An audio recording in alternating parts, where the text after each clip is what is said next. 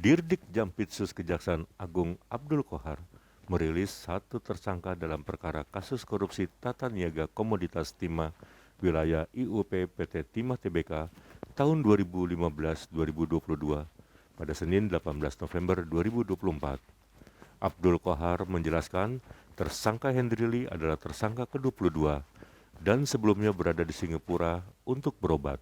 Dirdik Jampitsus Kejaksaan Agung Abdul Qohar mengungkap peran tersangka Hendri. Yang hadir pada malam hari ini, pada kesempatan malam hari ini, saya akan menyampaikan perkembangan penanganan perkara, penyidikan, dugaan tindak pidana korupsi dalam tata niaga komoditas timah di wilayah izin usaha pertambangan atau IUP PT Timah Tbk tahun 2015 sampai dengan tahun 2022 atas nama tersangka Hendrili, bahwa pada tanggal 29 Februari 2024 Hendrili telah dilakukan pemeriksaan oleh penyidik sebagai saksi.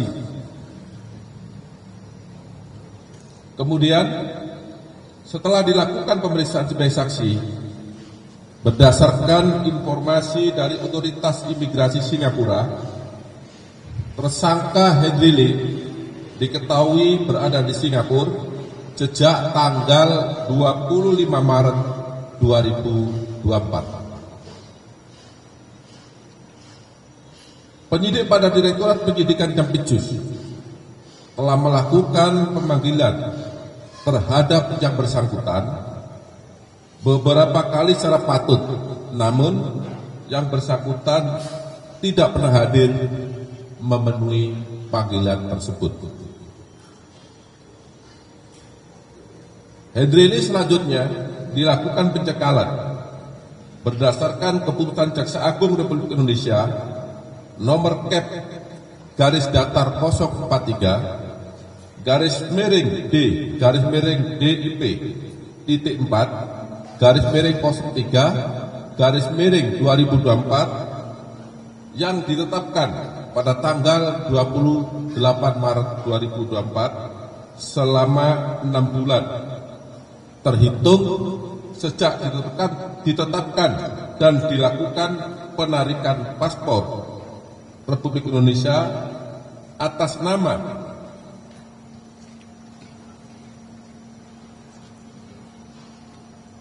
Hendrili berdasarkan surat Direktur Pengawasan dan Penindakan Keimigrasian nomor IMI.5 garis datar GR titik 03 titik 4 garis datar 200 tanggal 28 Maret 2024.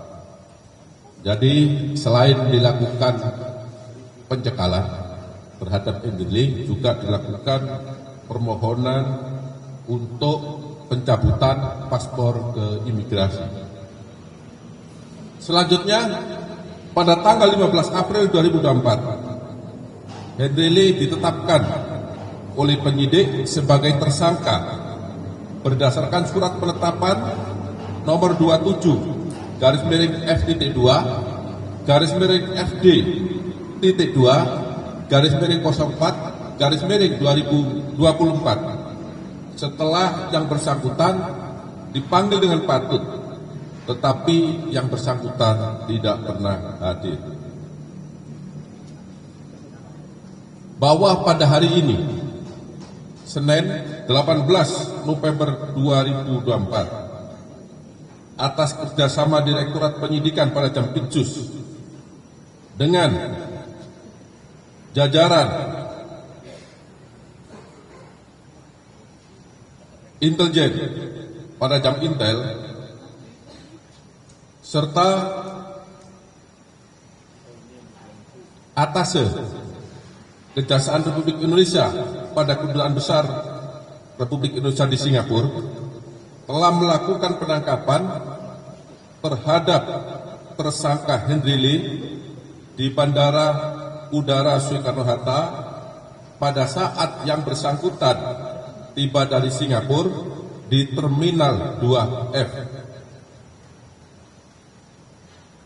Penangkapan terhadap Henry Lee dilakukan berdasarkan surat perintah penangkapan nomor 22 garis miring FTD 2 garis miring FD.2 garis miring 11 garis miring 2024 tanggal 18 November 2024, tepatnya pada jam 22.30 WIB beberapa saat yang lalu. Selanjutnya tersangka Henry Lee akan dibawa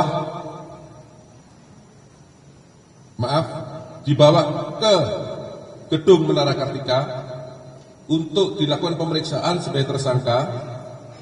Kemudian yang bersangkutan setelah dilakukan pemeriksaan 1 jam dilakukan penahanan selama 20 hari ke depan di Rutan Salimbah Cabang Kejaksaan Negeri Jakarta Selatan berdasarkan surat perintah penahanan nomor 54 garis miring FTD 2 garis miring FD.2 garis miring 11 garis miring 2024 tanggal 18 November 2024. Tersangka Henry Lee merupakan tersangka yang ke-22 dalam perkara dugaan tindak pidana korupsi tata niaga komoditas timah di wilayah izin usaha pertambangan PT Timah Tbk tahun 2015 sampai dengan tahun 2022.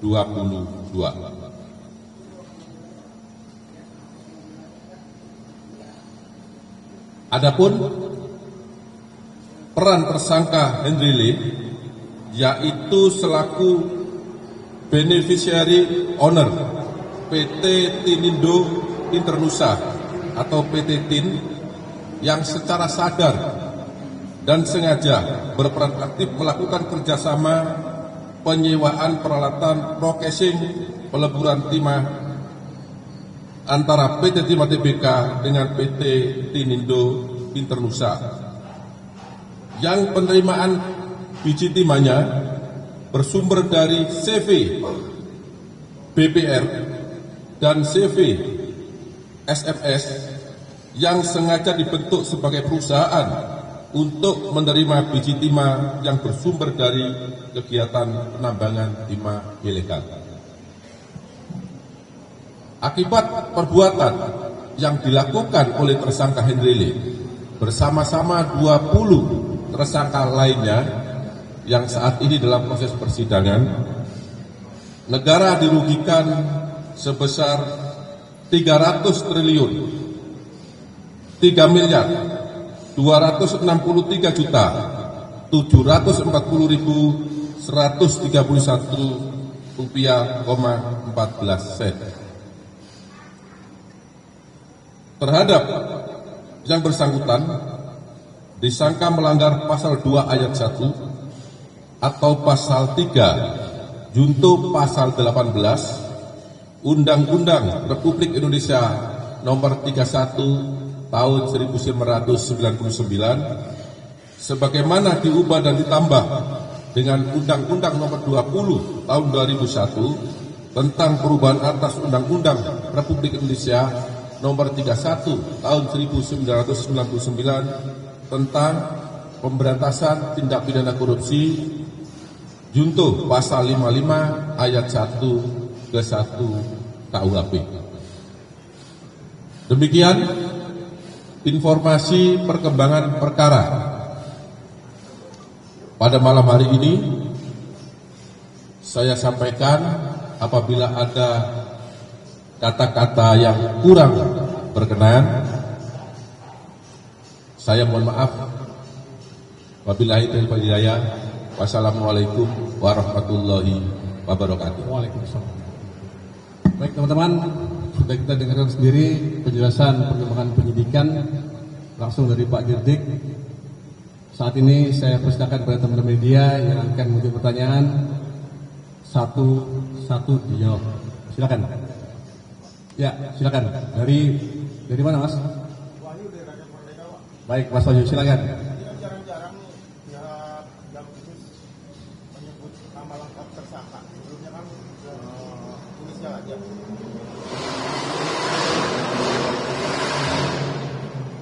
Apakah ini bentuk kegeraman pihak Jampitsus Kejagung karena Henry ini kabur pasca pemeriksaannya, atau ada juga pihak-pihak yang membantu melarikan diri ke Singapura?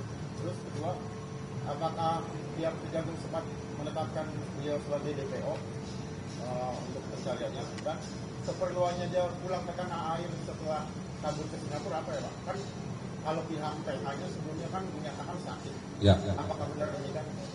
Ya. Jadi perkara ini sudah dilakukan persidangan dan terbuka untuk umum. Ya, teman-teman jurnalis sudah tahu semua siapa saja pelaku di sana. Jadi saya rasa tidak perlu ada yang dirahasiakan, tanpa saya sampaikan teman-teman sudah tahu. Tuh.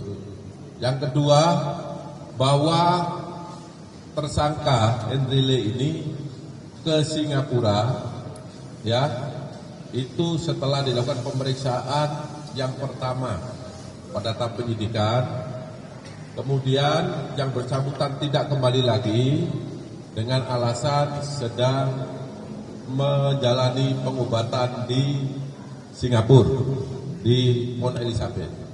Nah, itu. Jadi itu jawabannya. Jadi untuk kepulangan ke Indonesia, karena yang bersangkutan paspornya berakhir pada tanggal 27 November 2024, sehingga tidak memungkinkan untuk dengan perpanjangan, karena penyidik sudah melayangkan surat ke Kedubes Singapura untuk melalui imigrasi untuk melakukan penarikan terhadap paspor yang bersangkutan. Tuh. Seperti itu ditetapkan DPO Pak oleh Kejagung. Menetapkan DPO. DPO. Jadi yang bersangkutan karena alamatnya sudah jelas, sudah diketahui, tetapi dipanggil beberapa kali tidak hadir, maka penyidik tidak menetapkan sebagai DPO. Ya. Baik, selanjutnya. Ya, silakan, Mas. Dari mana, Mas?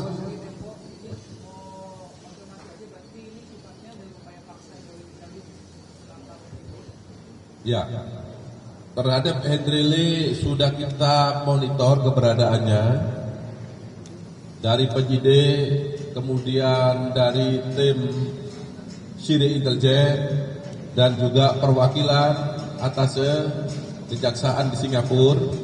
Kita sudah mengikuti, memonitor keberadaannya dia, dan pada saat ini dia pulang secara diam-diam. Kita lakukan penangkapan di bandara. Ya. Selanjutnya dari sisi kanan saya, mungkin. Ya, baik, dari TV One, silakan. Bisa lebih keras lagi sedikit, Pak?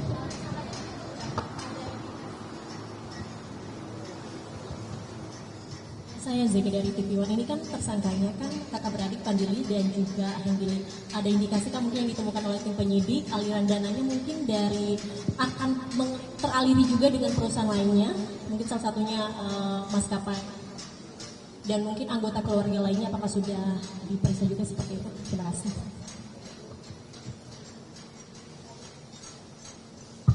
Ya.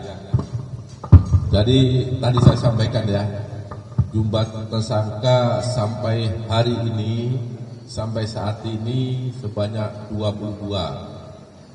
Sedangkan sangkaan atau dakwaan itu ada pasal atau junto pasal 55 ayat 1 ke 1 KUHP. Artinya bahwa mereka ada kerjasama, ya, ada kerjasama, yaitu orang yang melakukan, yang menyuruh melakukan, dan turut serta melakukan. Sehingga Henry Lee dengan adiknya juga ada kerjasama di sana, Sehingga ketika penyidik menyatakan cukup alat bukti, maka penyidik tetapkan sebagai tersangka. Satu lagi terakhir, silakan Mas yang depan. Dari mana Mas? Izin Pak, Fahmi dari Tribun Pak. Dari mana? Tribun Pak, Tribun News. Silakan, Mas. Singkat saja. Pak izin, ini kan terkait penetapan tersangka dari Hendril ini kan udah cukup lama juga ya Pak, ada beberapa bulan yang lalu gitu kan, pada hari ini baru dibawa lagi ke Kejagung gitu Pak. Terkait Hendril ini sebelumnya dari tersangka ini ada indikasi untuk melarikan diri begitu nggak sih Pak? Terkait selain dia alasannya sakit dan menjalani perawatan di Singapura gitu Pak. Dan yang kedua, penegasan aja Pak, ini di tersangkanya Hendril ini apakah dia juga dijerat dengan pasal TPPU juga atau seperti apa ya Pak? Itu aja Pak. Ya, jadi tadi saya sampaikan di depan, setelah yang bersangkutan dilakukan pemeriksaan pada tahap penyidikan untuk yang pertama, kemudian dipanggil yang kedua untuk pendalaman, yang bersangkutan tidak hadir.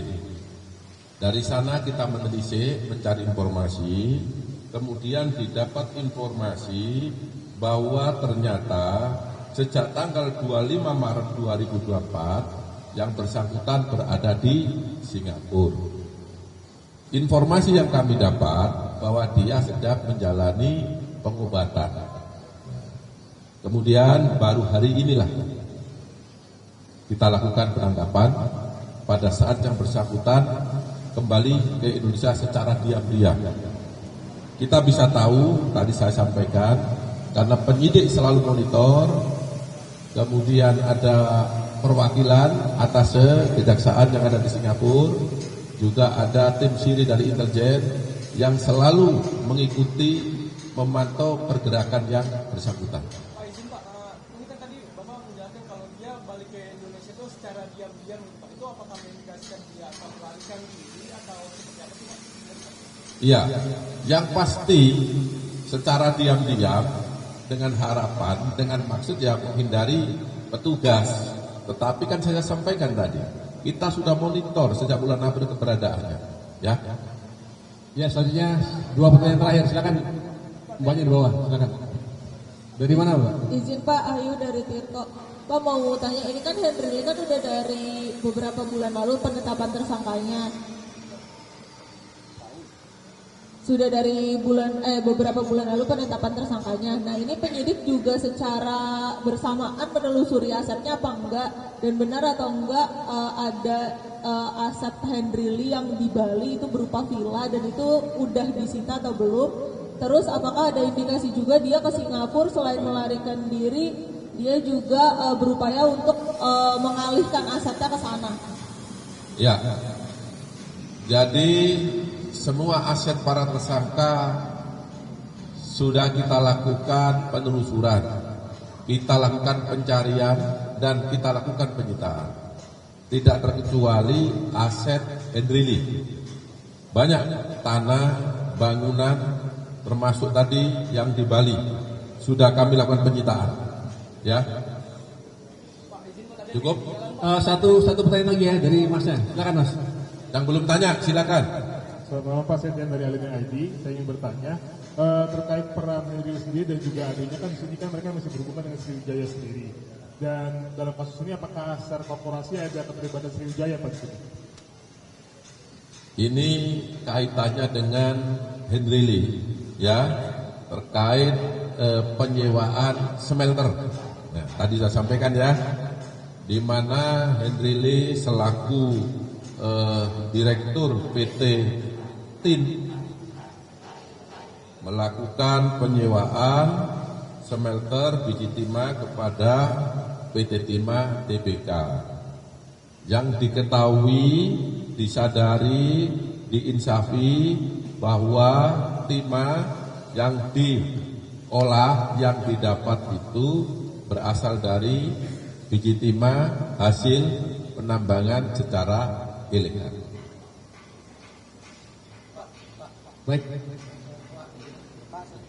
Baik teman-teman, Satu yang terakhir ya. Sepakat satu yang terakhir ini. Silakan. Bapak, saya James dari Malik News, Pak. Pak mau bertanya terkait dengan dia mendapatkan keuntungan dari penyewaan alat. Itu dia sendiri mendapatkan berapa Pak keuntungan yang dia dapatkan dari penyewaan itu? Lalu tadi Bapak sebutkan bahwa nilai kerugian negaranya itu adalah 300 triliun. Itu kan digabung dengan nilai kerusakan lingkungan 271 triliun. Nah itu dari jaksa sendiri bagaimana dengan permasalahan lingkungan ini? Apakah nantinya jaksa akan mengalihkan aset yang disita itu untuk perbaikan lingkungan akibat penambangan ilegal ini atau gimana Pak? Ya. Jadi kerugian negara tadi saya sampaikan 300 triliun 3 miliar sekian. Ya. Itu nanti akan digunakan ya terkait dengan adanya uang pengganti. Kerugian ini ya dikonversi atau nanti diperhitungkan dengan aset-aset para tersangka yang sudah dilakukan penyitaan. Nanti akan dibebankan kepada masing-masing tersangka. Kemudian ketika masing-masing tersangka dikenakan uang pengganti, maka aset yang telah disita apabila sudah mempunyai kekuatan hukum tetap akan dilakukan pelelangan untuk menutupi uang pengganti masing-masing tersangka sebesarnya sesuai dengan putusan pengadilan. Saya rasa jelas ya, cukup ya. Baik teman-teman.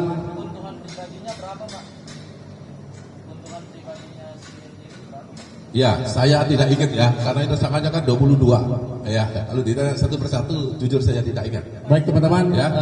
Sekali lagi terima kasih atas perhatian teman-teman sekalian yang telah meluangkan waktu sampai dengan pagi hari ini untuk mengikuti perkembangan penyidikan kasus Timah ini. Demikian dari kami, Billahi Taufiq wal Hidayah. Wassalamualaikum warahmatullahi wabarakatuh dan selamat malam. Terima kasih ya. Pak TPPU, Pak Dir, Pak Dir, Pak Dir, Pak Dir, Pak Dir.